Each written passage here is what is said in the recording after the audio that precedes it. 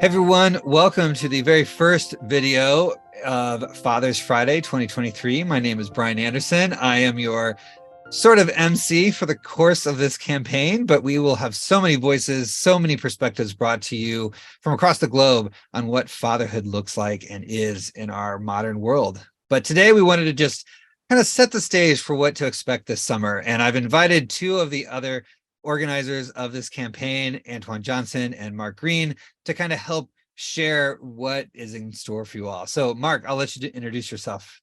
My name is Mark Greene. I began my work over a decade ago as a stay-at-home dad blogger, and I have been ever since writing about, thinking about, considering parenting and the larger issues of our culture of masculinity and how it sort of detonates on men who are caregivers and who are stay-at-home dads and who are sort of outside the traditional norms of masculinity by doing caregiving and being engaged with our kids and stuff. And that's begun to move the dial over the last decade. Men who are caregivers and fathers are now getting the level of awareness and respect that we certainly deserve for our part in that. So that's my work, and I got a number of books and whatnot, and I'm looking forward to the conversation today. Excellent. Thanks, Mark. How about you, Antoine? Do a quick intro. Likewise. Glad to be here. Antoine Johnson. I live in the Buffalo, Western New York area, and I came into this work after going through a fatherhood program myself, and have been really on fire ever since. And so right now I serve as a program manager for our Buffalo Fatherhood Initiative at an infant and maternal health agency known as Buffalo Prenatal. So we do a lot of fatherhood education, recently launched a podcast in the name of the program, and I'm really just excited to be able to collaborate with you gentlemen. Awesome. And over the course of this summer, you'll be hearing from many other dads, as I mentioned, moms, children, talking about the initiatives that are in their neighborhoods, of how we're inviting dads to see themselves differently, to change the narrative of what fatherhood is and move away and expand from this idea that we're just breadwinners, right? This idea that we're a three-piece suit earning an income, and that's all that we have to contribute to our families. And I think I won't speak for everyone who will be on these panels, but I would imagine most of us agree that fatherhood has moved beyond that, and it's about time we gain some skills and some strategies to help with the lived experience for all of us. And so over the course of this summer, we were going to look at kind of three parts. The first being the mental health that we're all experiencing as fathers, acknowledging some of the strains and stressors and finding pathways through that. The middle section will be around how are we raising our children? How are we accepting our children for who they are and who they will become? And the final, then, third, will be focused on the strategies for activism. How are you working to end gender-based violence in your communities? How are you a champion for pay equity in your workspaces and building gender equitable strategies in the home with your partner? But before we get into all of that in the weeks to come, I would just love to hear from both of you. What are the challenges that you've seen, and how have those challenges really driven the work we're going to be doing this summer through this campaign? After 10 years of writing about and thinking about and raising my own son, who turned 18 a few days ago, I think if I was going to point men to the center of where we can create the greatest amount of agency and power for our children to enter into a world which is arguably deeply conflicted and very complex, I would say that for any of us, whether we're working full-time, engaged dads and still remaining deeply engaged fathers, or whether we're stay-at-home dads, or whatever we are, and whatever we are as mothers, as same-sex partners, all parties that are in a house with children have the capacity and the ability to engage them in rich, deep, complex conversations, age-appropriately, beginning when they're very, very young, and inviting them to do something which often when we're in the teach and tell mode and the getting things done and getting the list done every day and get them out of school, onto all that work we do where we're pushing information at them, we can begin to invite them to share with us what's going on for them and how they view the world and what they're seeing in terms of the behavior of kids around them, and maybe inviting them to consider what those families are like and what they talk about. Giving our kids an invitation to begin to construct their own view of the world is key to it, making them feel like they have the power to determine and define who they are. And when you give your children that level of agency beginning at a very young age, we move them away from all the simplistic binary ideas of gender, of how men should behave, all this stuff. And we invite them instead to see the world in all its beautiful complexity. And we empower them to create an identity for themselves that is full and authentic. And in that way, they enter into the world with a huge amount of agency, with the ability to engage conflict in more effective ways, with the ability to express their own joy and who they are. And that, to me, is ground zero for parenting now, is being in conversation with our children in rich and complex ways. Love it. I love it. How about you, Antoine? You've got your New Dad program through your community center, as you mentioned. What are some of the challenges that dads are coming in, and what are those challenges that they're driven to come to you and your program to find solutions? Good question. I'm gonna actually make it personal for a minute, and talk about my own experience. And my wife and I, we recently had our baby boys. We had a daughter who she's 3, Isabella, great, a lot of energy. And now we have our son Nathan, who's 8 months, and it can be stressful, taxing on our mental health sometimes, right? And I think that across the board, like the strain of parenthood can just be really difficult to navigate sometimes, especially for moms and dads, right? Stay at home moms, a lot of respect for them, or dads. My wife actually stays home with both of our kids right now.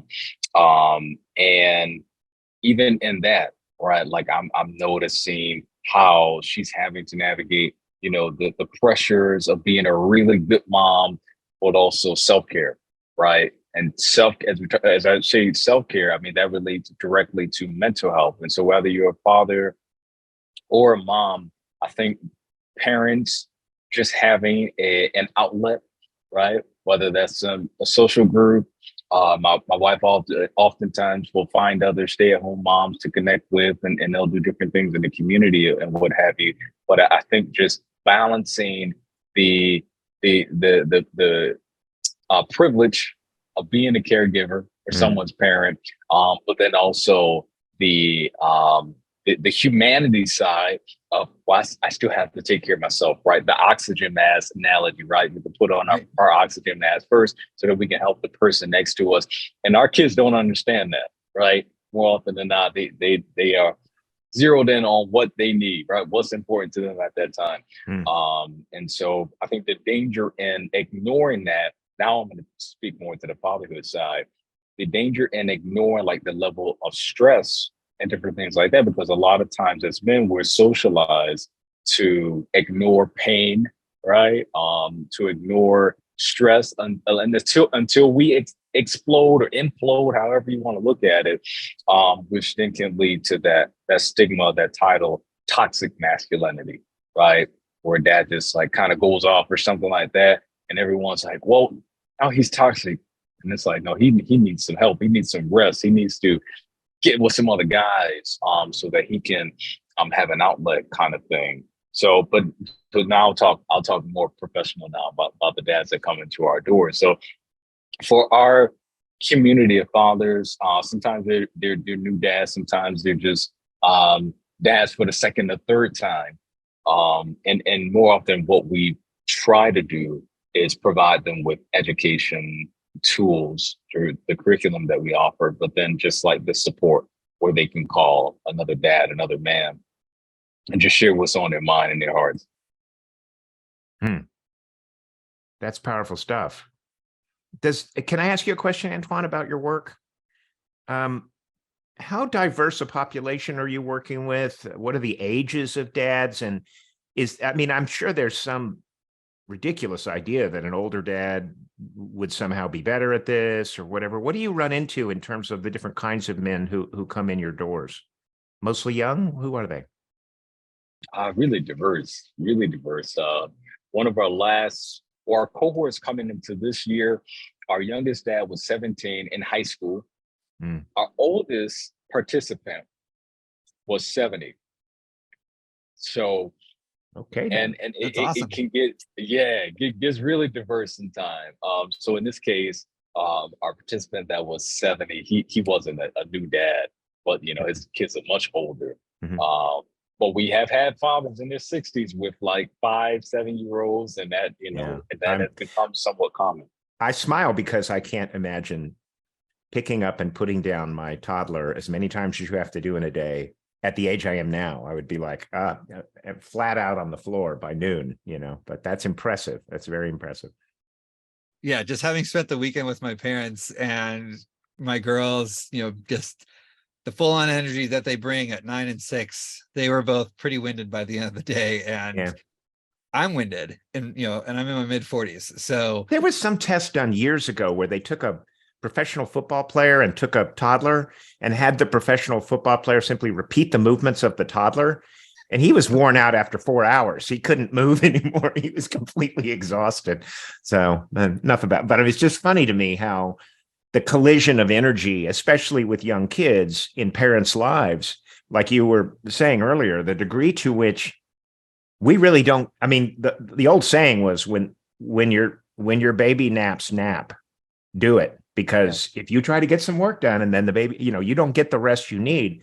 It's how we learn to modulate or moderate our physical activity to support that child starting at 6 a.m.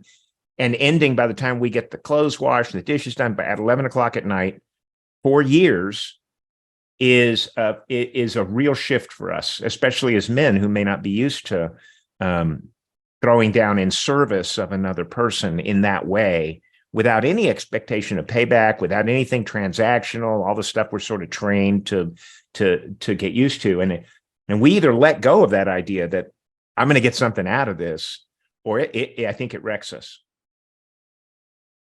Totally. And I think that No, just saying, well said. Yeah. I think that transactional piece, right? That there's a piece of fatherhood that is doing and reciprocity of like, if I do something, I get something in return, right? Like that's such a corporate professional identity that so many of us as men get brought up and raised within, right? Antoine, you were saying earlier about just that, how we're raised to ignore our pain, to ignore certain aspects of emotions. Yet in the workplace, we get professional development opportunities. We go to conferences and gain new skills, all of these things to propel our professional lives. And so many dads that I've spoken to, I hear as an undercurrent to their challenges and their struggles, a translation from those professional aspects of their life into the home, right? Like running a home is just a whole lot of layers of program management. And Antoine, you and I have both been program managers. You are now. Like when you have a good program, a good software, whether it's Asana, Trello, you name it, right? There's a handful of things out there. Things get pretty efficient pretty quickly. But children are not ever efficient, but there's ways that we can at least harness some of that energy, right? And I think that's the piece that so many dads that I hear come in some conversations with me or come to the programs we've done at Fathering Together, clueless as to how to translate all the skills they have into new ways so that they aren't having to like build a whole new manual or a whole new procedure to their life. It's just, again, how do we translate? How do we rethink what we have to offer and build anew in so many ways. But really quickly, I'd love to shift gears quickly and just ask, and maybe Antoine, you go first this time. You've both kind of hinted at this, but where are the sources of hope in this work for you? Where do you see this kind of evolving new fatherhood, this new forms of masculinity showing up and driving you to keep doing the work you're doing? Good question. So the work we do is a little diverse. Our team actually started working with local jail about 2 years ago. So we provide groups to fathers who are incarcerated. And some of the hope for me to answer your question is just seeing or hearing some of the conversations that are being had. Like, for example, I heard a participant say last week that, they have been incarcerated since their child was born for the last 8 years. And They have not had a chance to necessarily engage them in person, but they're really aware of like birthdays and communicating with them. And although, many might say, well, you should be there in person, the hope in that situation to me is the fact that he is very knowledgeable about the things that are taking place in this child's life, despite his situation. So those sort of things are where the hope comes from for me. I just have to say, Antoine, that what you just described is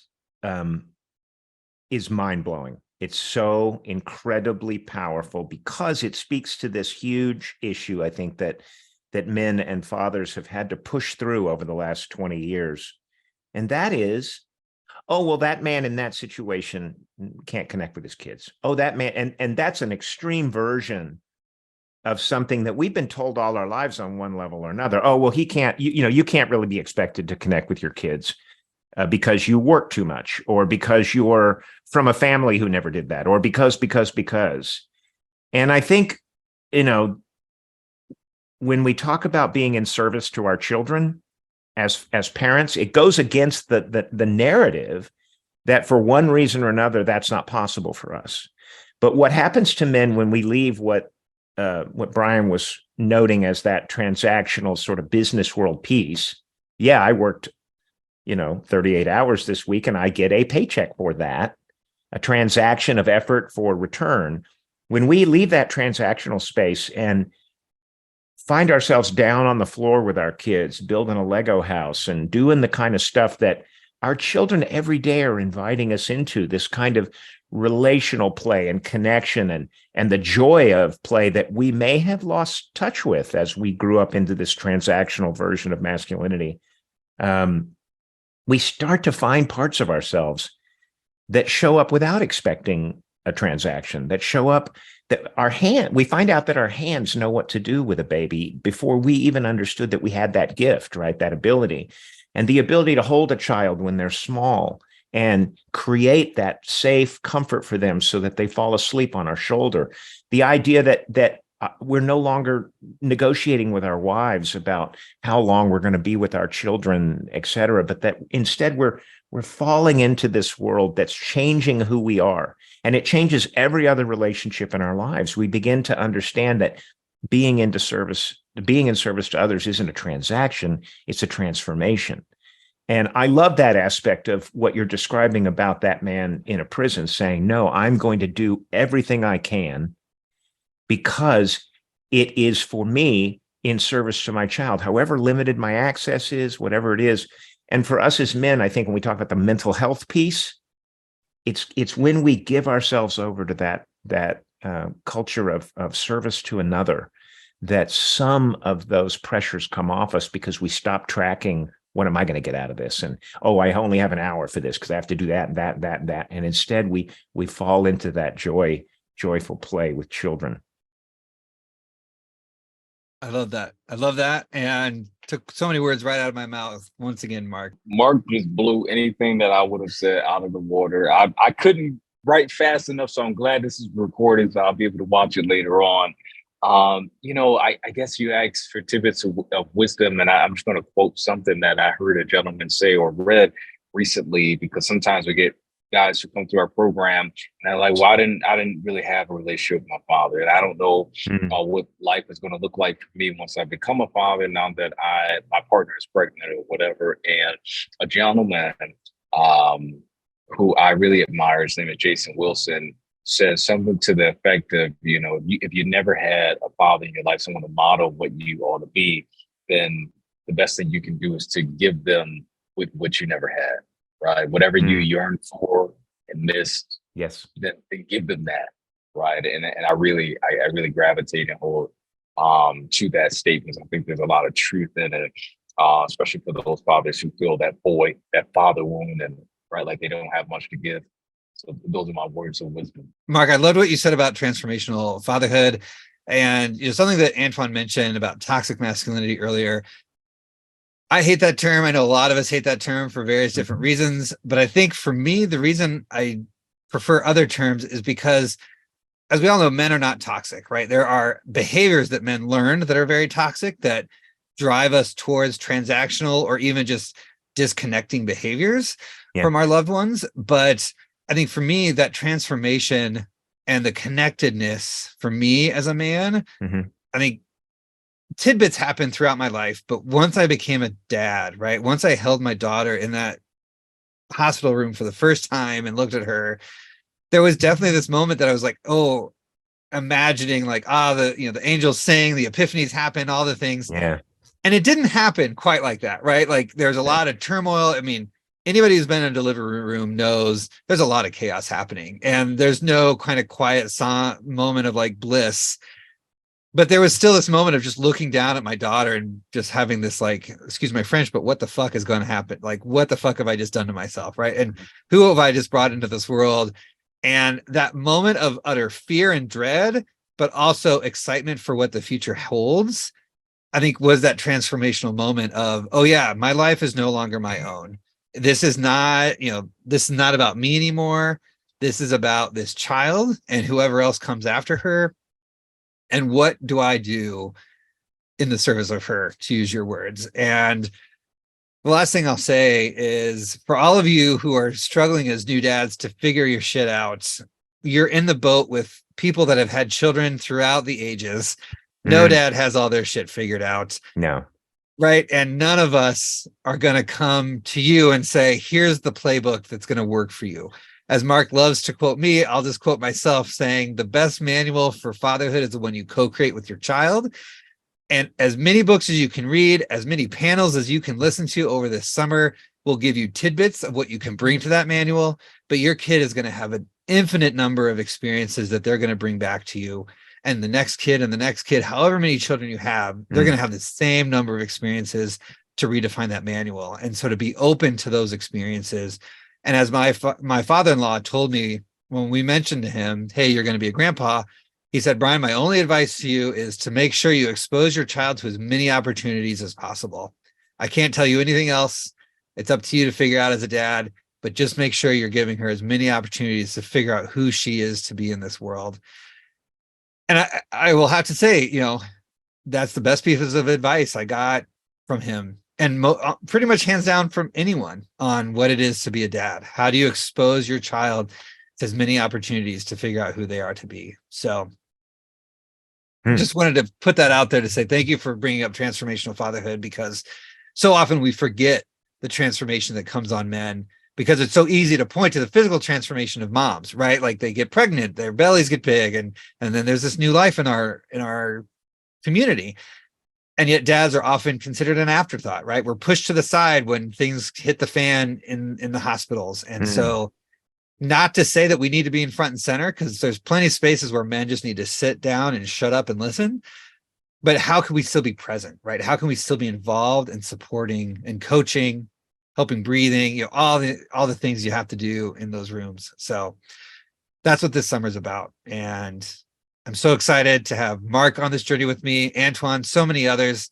It's going to be a great summer. And we have so many other opportunities that are coming down the pike beyond what these Friday panels are going to be presenting. Our website, fathersfriday.org, will have a host of resources getting you connected to Antoine and his group, Mark and all of his writings and connections, other organizations like the At Home National Network of Stay-at-Home Dads, the City Dads groups, the Dad Guild in Vermont, right? There's so many different local actions happening, and we just want this summer campaign to be a conduit to all that amazing stuff that's happening in your community. And if there's nothing happening in your community, maybe you're in one of these one stoplight towns in the middle of nowhere, Indiana or Nebraska. That's okay. I'm sure there's a couple other dads that need some support down the street. And if you can all listen and glean something from this summer, we are more than welcome. You are more than welcome to reach out and get welcomed into the fold of in my mind, the coolest club there is. So any parting words though, Mark? I feel like I've said enough. Well, I will leave dads with this. Each one of you, when your child comes into the world, is being offered an opportunity. And it's not about whether you live up to someone else's expectations for what a man needs to be. And it's not about judging yourself every day to see if you've done enough of this or that. You're being offered a gateway into connection, into real authentic connection. And for a lot of us, we've never had a chance to love someone that in a pure, platonic, caregiving way. We haven't been able to have that with our parents because of some sort of conflict. We struggle maybe even with our life partner because there's all that transactional stuff built in that we haven't ever fully resolved. But this child is a restart, a reboot, an opportunity. And one of the things that we say in the relational book for parenting is that as they are shaping us, we are shaping them. And it's a reciprocal process.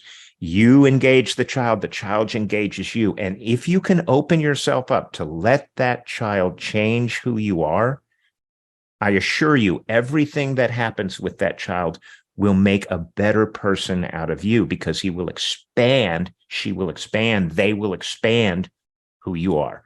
And it's in those expansive places, down on the floor with the Legos, out in the sandbox, listening to your kid talk about what scares them or what was hard today at school, being with them in conversation over and over thousands of times, little conversations, big, important conversations, the back and forth of being human with that child will expand the spaces that you can live into. And a lot of our own wounds and our loss and our sense of isolation dissipates. It's replaced with a sense that we are, in fact, in the world in a really meaningful way. So enjoy it. Find the love in it. And if you're struggling at the outset, just stay with the tasks, stay with the service, stay in those, keep driving every day, 11 hours a day, whatever it is. And you will find in that process of service what it means to love. I love it because I think we all have that capacity to change.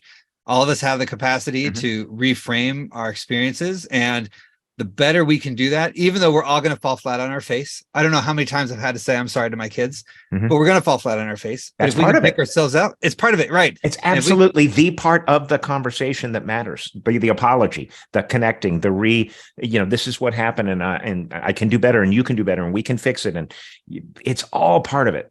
Yeah, because your kids will forgive you.